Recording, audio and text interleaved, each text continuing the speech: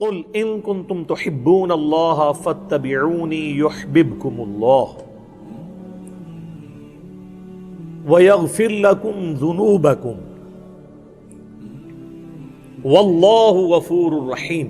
اے محبوب صلی اللہ علیہ وآلہ وسلم ارشاد فرما دیجئے کہ اگر تم اللہ سے محبت کرتے ہو یا اس کے دعوے دار ہو تو پھر میری اتباع کرو، یعنی نبی صلی اللہ علیہ وآلہ وسلم کی، تو اللہ تم سے محبت کرے گا اور تمہارے گناہوں کو بھی معاف فرما دے گا، اور اللہ تعالیٰ بخشنے والا رحم فرمانے والا ہے۔ میرے بھائیوں، اتباع کے حوالے سے میں نے بتایا تھا کہ اتباع کی ڈیفینیشن ہوتی ہے محبت کے ساتھ کسی کی پیروی اختیار کرنا، یعنی اطاعت پلس محبت از اکول ٹو اتباع۔ تو ظاہر ہے اس میں پھر ایک قلبی رجحان بھی ہونا چاہیے، اور میں نے بتایا تھا کہ ہمارے ہاں ایک مکتب فکر صرف اطاعت رسول کے اوپر زور دیتا ہے اور محبت والا ایلیمنٹ پس پش ڈال دیتا ہے، اور دوسرا مکتب فکر محبت والے ایلیمنٹ کو اتنا ڈومیننٹ کرتا ہے کہ وہ کہتا ہے کہ اب بس جو بھی ہیں تیرے محبوب کی امت سے ہیں، اسی تے بندے دا پتر کوئی نہیں بڑھنا، اسی طریقے سے ہی ہم چلیں گے۔ وہ دوسری ایکسٹریم پہ چلے جاتے ہیں، جبکہ قرآن میں اطاعت رسول کا بھی حکم ہے صلی اللہ علیہ وآلہ وسلم، اور اتباع رسول کا بھی۔ اتباع میں یہاں تک بھی ہوتا ہے کہ محبت کی وجہ سے انسان بغیر کسی لاجک کے، بغیر کسی کے حکم دیے بھی وہ کام کرنا شروع کر دیتا ہے جس کے ساتھ اس کی عقیدت وابستہ ہوتی ہے۔ اس کی چند ایک مثالیں میں نے بخاری اور مسلم کی روشنی میں پچھلی قرآن کلاس کے اندر ڈسکس کی تھی، آج ان کو ریپیٹ کرنے کی ضرورت نہیں ہے۔ کچھ کریٹیکل احادیث اس کانٹیکسٹ میں چاہ رہا ہوں ڈسکس کر لوں۔ پہلی حدیث بخاری اور مسلم کی متفق علیہ حدیث ہے۔ اللہ کے محبوب صلی اللہ علیہ وآلہ وسلم نے فرمایا، اس شخص نے ایمان کی حلاوت چکھ لی، مٹھاس چکھ لی، جس میں 3 نشانیاں ہوں گی۔ نمبر 1، اللہ اور اس کا محبوب صلی اللہ علیہ وآلہ وسلم اسے پوری دنیا میں سب سے بڑھ کے محبوب ہو جائے۔ نمبر 2، اس کی دوستی اور دشمنی کا معیار اللہ کی ذات ہو۔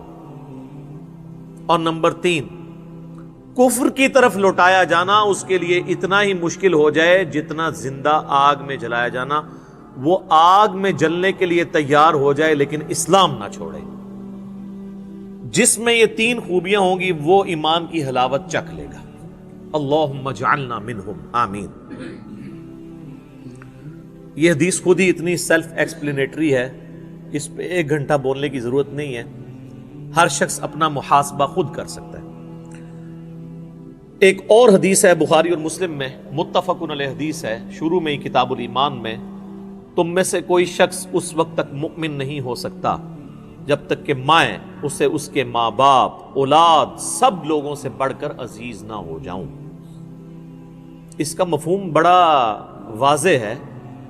محبت کا تقاضا یہ نہیں ہے کہ صرف اونچی آواز میں نعرہ لگا لیا جائے، بلکہ پوری دنیا، حتیٰ کہ اس کے ماں باپ، اولاد اور سب رشتہ دار، پوری دنیا والے ایک طرف کھڑے ہوں اور اللہ کے محبوب صلی اللہ علیہ وآلہ وسلم اسے دوسری طرف بلا رہے ہوں، تو وہ سب کی پرواہ کیے بغیر اللہ کے محبوب صلی اللہ علیہ وآلہ وسلم کی دعوت پر لبیک کہے۔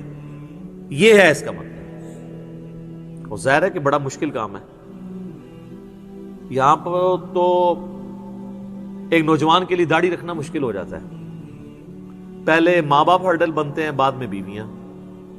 عورتوں کے لیے نقاب کرنا مشکل ہو جاتا ہے کہ ہم اس معاشرے میں مس فٹ ہیں، اور ویسے ان سے پوچھے تو وہ کہیں گے کہ اللہ کے نبی سے سب سے بڑھ کے ہم محبت کرتے ہیں صلی اللہ علیہ وآلہ وسلم۔ تو محبت کو جسٹیفائی کرنا ہے اطاعت اور پیروی کے ساتھ، حکم عدولی والا معاملہ نہ ہو۔ جس سے محبت کرتا ہے نا پھر اس کے لیے کر گزرتا ہے انسان۔ یہاں تو لوگ دنیاوی محبت میں اور عشق مجازی کے اندر خودکشی کر جاتے ہیں، تو وہ پھر کسی حد تک ویسے اپنی محبت میں جسٹیفائی ہوتے ہیں کہ جان دے دیتے ہیں، باقی ان کا عمل جو ہے وہ تو غلط ہے۔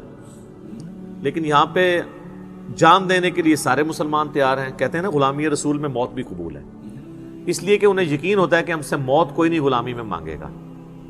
ہم سے ڈیمانڈ ہوگی فجر کی نماز جماعت سے پڑھنے کی، یہ تو ہم پڑھ نہیں سکتے. موت ہمیں قبول ہے، کیونکہ موت تو ہم سے کسی نے مانگنی نہیں ہے. وہ تو لڑ گئے لڑنے والے اللہ کے لیے قادسیہ اور یرموک اور بدر و احد رضی اللہ عنہم اجمعین وعلیہم السلام اجمعین ورحمہم اللہ اجمعین آمین. ہم تو صرف دعوے دار ہیں. ہم ایئر کنڈیشن ماحول میں بیٹھ کے بھی خشوع خضوع کے ساتھ نماز نہیں پڑھ سکتے. ٹیلی فون ہم نے سیل فون جو ہے وہ سائلنٹ پہ نہیں وائبریٹر پہ لگایا ہوتا ہے کہ نماز کے دوران اگر آ جائے مجھے پتہ تو چل جائے.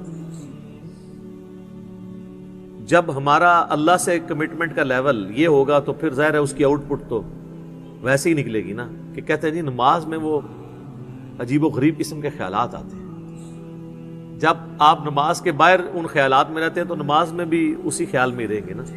سوئچ آف تو کوئی نہیں کر سکتا.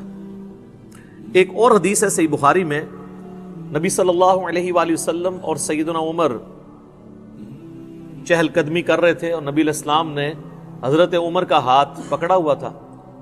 تو سیدنا عمر تھوڑے سے فرینک ہو گئے رسول اللہ کے ساتھ صلی اللہ علیہ وآلہ وسلم کے، مجھ پہ اتنی شفقت ہے تو انہوں نے کہا تھوڑی حاضری ہم بھی لگوا دیں. صحیح بخاری کے الفاظ ہیں، انہوں نے کہا یا رسول اللہ اس پوری دنیا میں سب سے بڑھ کر مجھے آپ عزیز ہیں سوائے اپنی جان کے. ویسے سچ بولا انہوں نے. غصے والا بندہ جو ہے نا سچ بولتا ہے، جس کے مزاج میں تیزی ہونا سچائی بھی ہوتی ہے.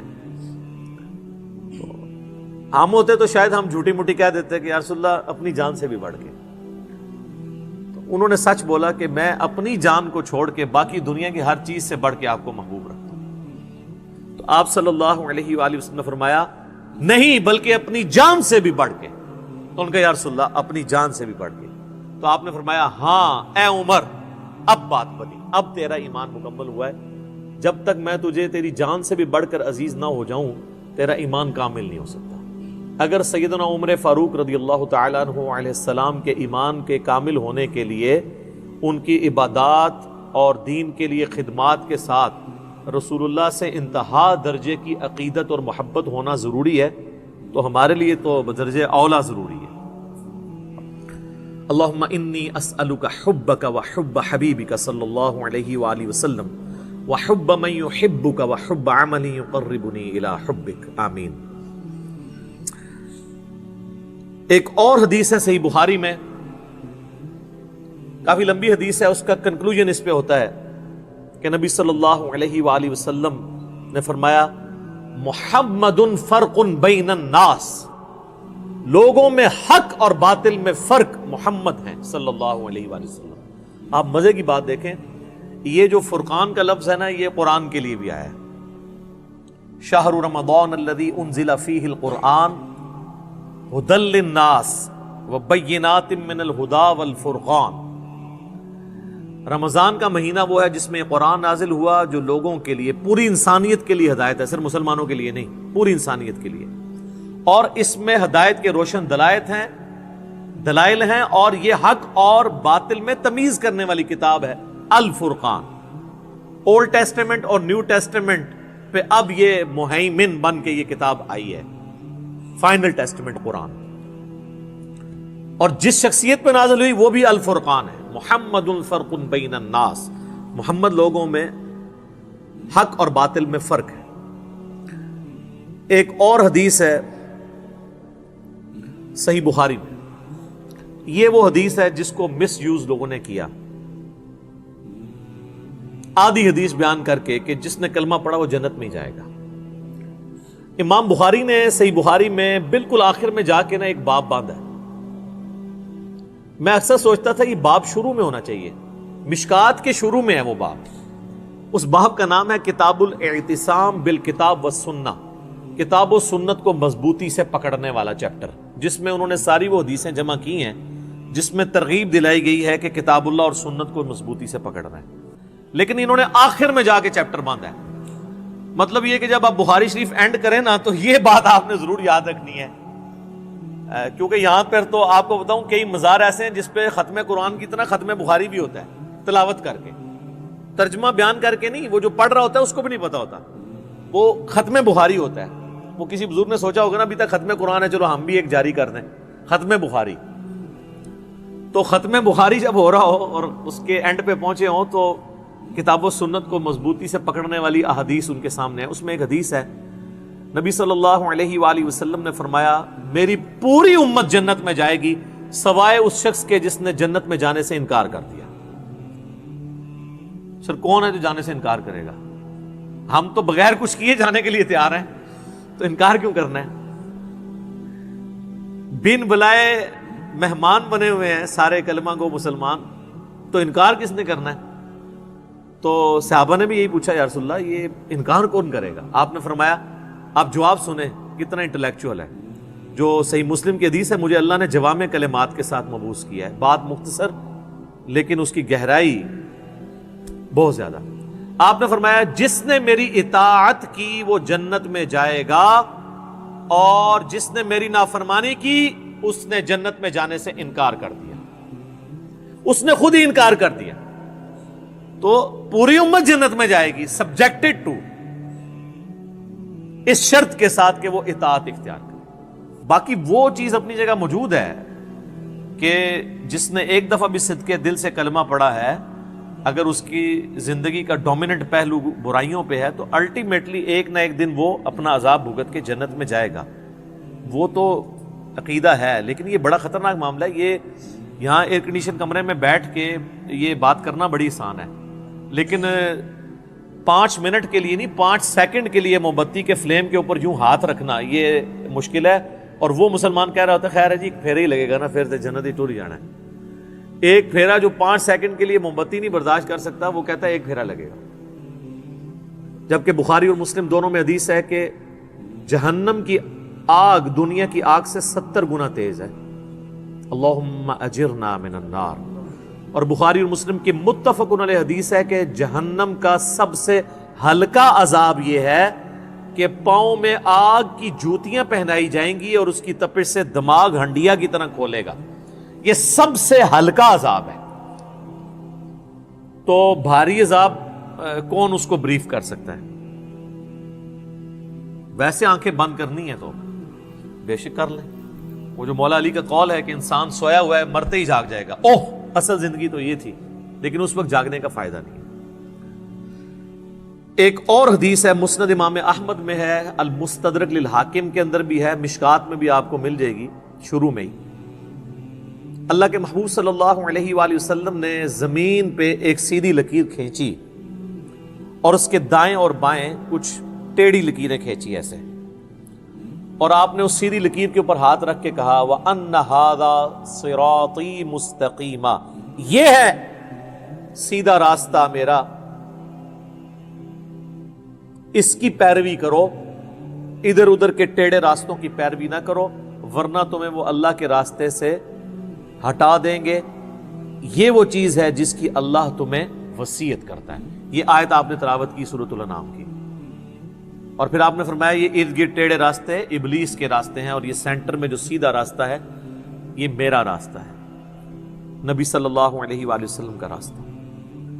لہذا یہ اکثر لوگ جو کہتے ہیں نا جی سارے راستے جو ہیں وہ حق پہ ہی ہیں، اور پھر مثالیں دیتے ہیں، کہتے ہیں جی آپ نے مقصد تو سفر طے کرنا ہے، کوئی گاڑی میں سفر کرتا ہے، کوئی ٹرین میں کرتا ہے، کوئی پیدل جاتا ہے، راستے بھی مختلف ہو کے آپ پہنچ ہی جاتے ہیں منزل مقصود پہ۔ یہ دنیا کی مثالیں اللہ کے راستے کے لیے آپ نہیں دے سکتے، کیونکہ اللہ کا معاملہ تو بالکل الگ ہے، اس نے تو راستہ ایک بتایا ہے۔ اسی لیے آپ دیکھیں ہدایت کے راستے کو قرآن میں ہمیشہ سنگولر کے صیغے سے خطاب کیا گیا ہے، اہدنا الصراط المستقیم، اے اللہ سیدھا راستہ دکھا، صراط الذین انعمت علیہم، وہ راستہ جس پہ تیرے نیک انعام یافتہ لوگ چلے۔ تو نیک انعام یافتہ لوگ راستے پر چلے، راستوں پہ نہیں چلے۔ جب ایک سے زیادہ ہوں گے تو وہ نبی علیہ السلام کا راستہ نہیں ہوگا۔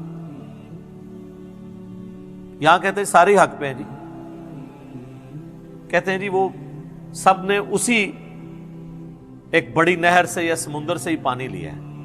دنیا میں تو ہم نے دیکھا ہے کہ اگر کھارے پانی کی نہر ہے تو اس کی جتنی بھی ندیاں نکالیں وہ کھاری ہوتی ہیں، اور میٹھے کی ہے تو میٹھی ہوتی ہیں. تو یہ کیسی آپ کی نہریں ہیں کہ جس میں 180 ڈگری چیزیں ہوتی ہیں، حتیٰ کہ آپ کے ٹالرنس کا لیول یہ ہے کہ آپ نے 300-350 سال تک خانہ کعبے میں 4 مسلے ڈال کے رکھے ہیں. اگر آپ یہ سمجھتے ہیں کہ چاروں اہل سنت کے امام حق پر تھے تو 4 مسلے ان کے نام پہ کیوں ڈال دیے؟